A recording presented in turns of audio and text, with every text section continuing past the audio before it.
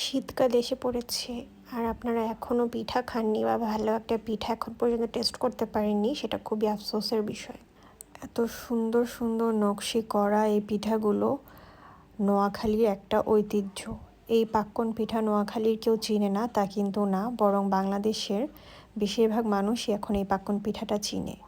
উপর দিয়ে একটু হার্ড, ভিতরে একদম সফট। পিঠাটা এত মজা, এত ক্রাঞ্চি আর সফটনেসের এত সুন্দর একটা কম্বিনেশন, এটা খুব কমই পাওয়া যায় পিঠায়। এই পিঠা যদি আপনারা গরম গরম খেতে পারেন তাহলে আমি মনে করবো আর কোনো পিঠা আপনাদের পছন্দ হবে না। শীতকালে গরম ধোয়া ওঠা এই পিঠা আসলে অনেক অনেক মজা, এত মজা বলে বোঝানো যাবে না এই পিঠাটা কত বেশি মজা হয়। গরম খেতে হবে, এটা হচ্ছে শর্ত। আমার সবসময় পাক্কন পিঠা অনেক পছন্দ ছিল, কারণ ওটা আমি গরম খেতে পারতাম, খুব ভালো লাগতো। এই পিঠাটা আমি যখন গরম ট্রাই করলাম তখন আমার মনে হলো এটা তো অনেক মজা, পাক্কনের খুব